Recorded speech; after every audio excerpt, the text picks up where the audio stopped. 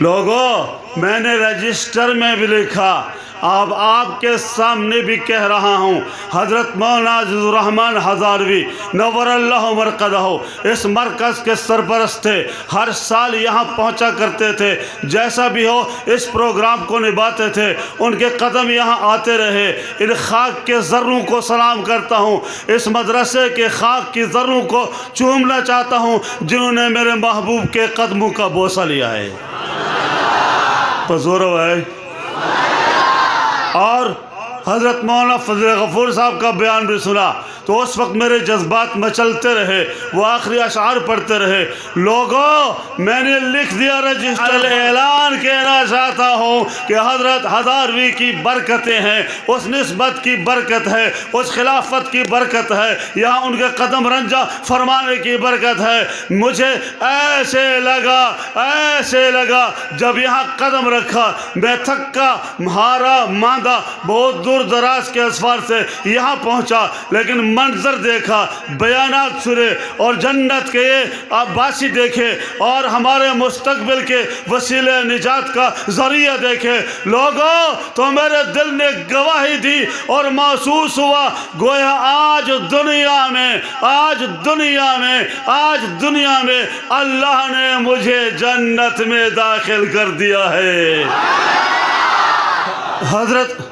حضرت ہزاروی نور اللہ مرقدہ، ان کا نام ایک تاریخ ہے، ان کا نام ایک جہاد ہے۔ یہ جا کر باطل سے پوچھو وہ کتنا بڑا ٹمبم تھے اور ان کا کتنا بڑا وزن تھا۔ وہ منتیں کرتے تھے درود شریف پڑھانے کے لیے، تسبیحات اور دانے اٹھا کر اپنے خلفاء کے پاس پہنچاتے، مریدوں کے پاس، بھائی گھر میں ذکر کیا کرو۔ اس ذکر کی برکت ہے، درود کی برکت ہے اور اذکار کی برکت ہے، اعتکاف کی برکت ہے۔ لوگوں نے کتابیں لکھ ڈالی، اوراق سیاہ کر ڈالے، دل کے بھڑاس نکالے، اعتراضات کیے، راستے میں کوہمالیہ کھڑا کر دیا اور مفتی اویس عزیز کی بات کو لیتے ہوئے حضرت ہزاروی صبح و شام درود کا نام تھا، عشق رسول کا نام تھا، مشن رسول کا نام تھا۔ وہ درود پڑھتے رہے، آگے بڑھتے رہے اور کوہمالیہ جیسے بڑے بڑے باطل ان کے سر پھٹ گئے، ان کے چیتھے اڑ گئے، لیکن ہزاروی کی عظمتوں کے نغمے آج پوری دنیا میں گونج رہے ہیں اور انشاءاللہ قیامت تک گونجتے رہیں گے۔ اور میں نے بڑے علماء دیکھے، اولیاء دیکھے، محدثین دیکھے، بڑے بڑے فلاسفر دیکھے، خطیب دیکھے، بڑے بڑے کاروان دیکھے، بڑے بڑے مشائخ دیکھے، لیکن جب حضرت ہزاروی کو دیکھا تو پھر دائیں بائیں نہیں دیکھا۔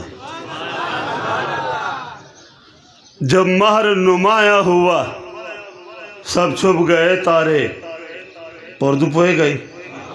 جب مہر نمایاں ہوا سب چھپ گئے تارے، جب مہر نمایاں ہوا سب چھپ گئے تارے، تو مجھ کو بھری بزم میں تنہا نظر آیا۔ وہ جامعہ دارالعلوم حقانیہ کے قدیم فرزند تھے، لیکن ان کے جسم کے ایک انگ سے، نشست و برخاست سے، اداؤں سے، جس طرح شیخ الحدیث مولانا محمد زکریا رحمہ اللہ پر ان کی وارفتگی چھلکتی تھی، اس طرح اپنے مادر علمی اور سیاسی مرکز جمعیت علماء اسلام اور مادر علمی دارالعلوم حقانیہ اور اپنے اساتذہ کے ساتھ بھی محبت والہیت اور جانثارانہ جذبات ٹپکتے تھے۔ جب دارالعلوم حقانیہ میں آ جاتے تو شیخ الحدیث مولانا عبدالحق کے نواسوں پوتوں ان پہ بھی اس طرح نشاور ہوتے تھے جتنا وہ اپنے اساتذہ کی قدر کرتے ہیں۔ ایک دفعہ میری کیا حیثیت تھی اور مجھے سب اپنی حیثیت معلوم ہے، ہر ایک کو اپنا علمی حدود اور عربی معلوم ہوتا ہے، علمی حدود اور عملی حدود اربعہ بھی معلوم ہوتا ہے۔ مجھے علم ہے میری کیا حیثیت ہے۔ 15-20 سال کی بات ہے، 15 سال کی غالباً میں حضرت کے یہاں حاضر ہوا۔ ایک مدرسے کا طالب علم ایک ملازم حضرت خانقاہ میں اور قدیم مسجد میں ذکر کا حلقہ اللہ کے در میں، یوں دیکھا سب کچھ چھوڑ کے جھپٹ پڑے، ملے۔ میں نے کہا حضرت میں نے وضو بنانا ہے، اب بیٹھ۔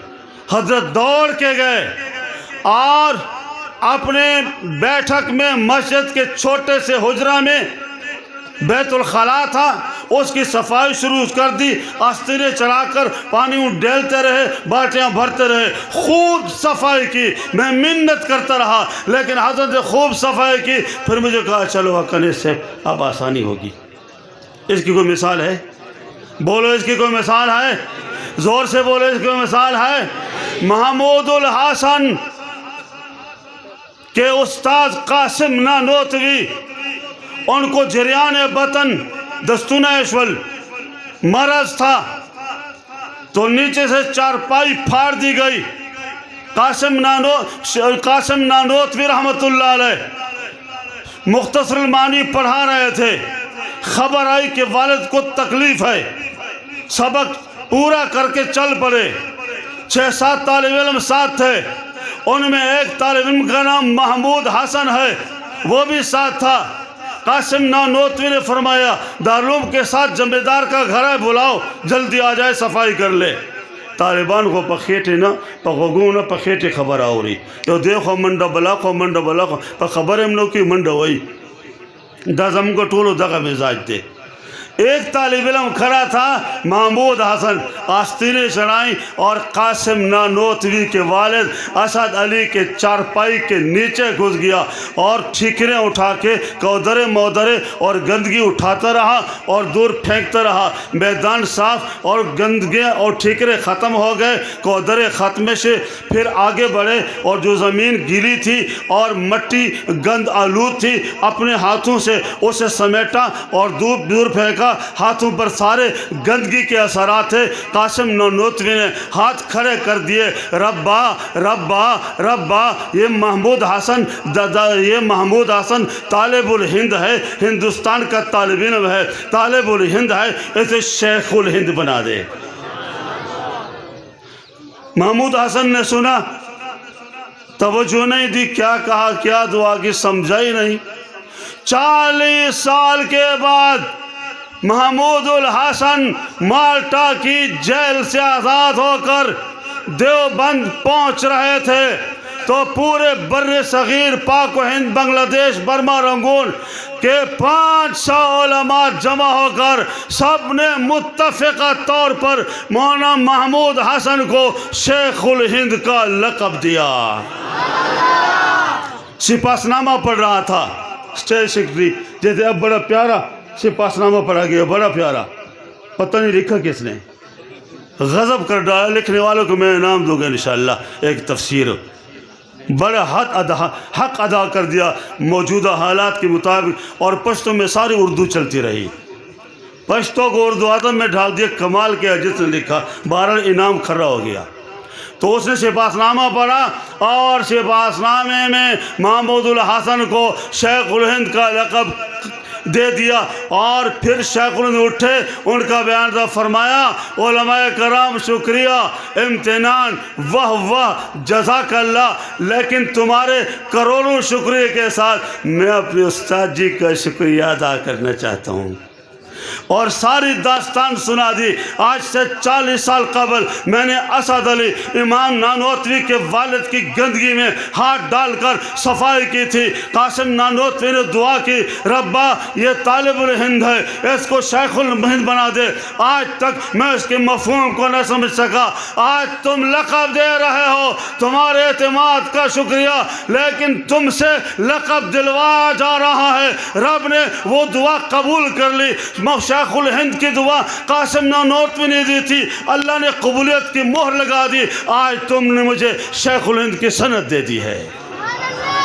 حضرت ہزاروی صاحب کو اگر شیخ الہند دیکھنا ہو، قاسم نانوتوی دیکھنا ہو، محمود الحسن دیکھنا ہو، اور رشید احمد گنگوہی دیکھنا ہو، امداد اللہ مہاجر مکی دیکھنا ہو، شیخ الحدیث مولانا عبدالحق دیکھنا ہو، مولانا مفتی محمود دیکھنا ہو، الامام الکبیر مولانا لاہوری دیکھنا ہو، شیخ الحدیث مولانا زکریا دیکھنا ہو، تو لوگوں حضرت ہزاروی کی تعلیمات میں، مشن میں، پیغام میں اور تقاریر میں، خطبات میں، اعمال میں، خلوت میں، جلوت میں، قدم قدم پر اکابر علماء دیوبند کی جھلک نظر آئے گی۔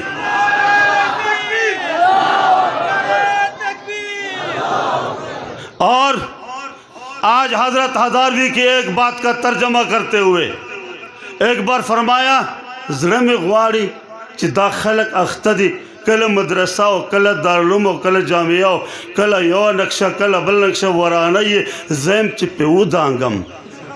ایک لفظ میں نے حذف کر دیا، پھر یہ لوگ کچھ اور معنی اس کو دیتی، پہ ودانگم اور جنت تورے سے گم۔ تاسو پوچھ بھائی، تو ایسے حالات میں میں اعلان کرنا چاہتا ہوں کہ گزشتہ 3 ماہ قبل اسلام آباد میں جو پارلیمنٹ میں اسلام آباد کے تمام مراکز، مدارس، دارالعلوم، جامعات، مسجدیں اور وقف املاک بنات کے مدرسے بن کے ان کو قبضہ کرنا اور حکومت کی ملکیت میں دینا، اس کا قانون پاس ہو چکا ہے۔ جب حکومت چاہے ان مدارس، جامعات اور مسجدوں کو وقف ختم کر کے جس کام میں لگانا چاہے لگا سکتی ہے۔ دا فیصلہ منائی، پزور منائیے، پزور منائیے۔ آج مفتی اویس عزیز کی موجودگی میں اور حضرت مولانا قاری عتیق الرحمن کی موجودگی میں، حضرت مولانا فضل غفور کی موجودگی میں علی الاعلان ڈنکے کی چوٹ کہتا ہوں، اگر کوئی امریکہ، کوئی برطانیہ، کوئی جاپان، کوئی فرانس، کوئی کیمرون، کوئی جو بائیڈن، کوئی اقوام متحدہ کا غنڈہ اور ان کے پجاری اسلام آباد اور پاکستان میں کسی دارالعلوم، کسی جامعہ، کسی مسجد، کسی خانقاہ کو قبضہ کرنے کی نیت سے آگے بڑھے گا تو میں ان تمام غیور مسلمانوں کو اپنے ساتھ لے کر اور جمعیت الاسلام کا ساتھ دے کر ان بدماشوں کے پاؤں توڑ دوں گا انشاءاللہ۔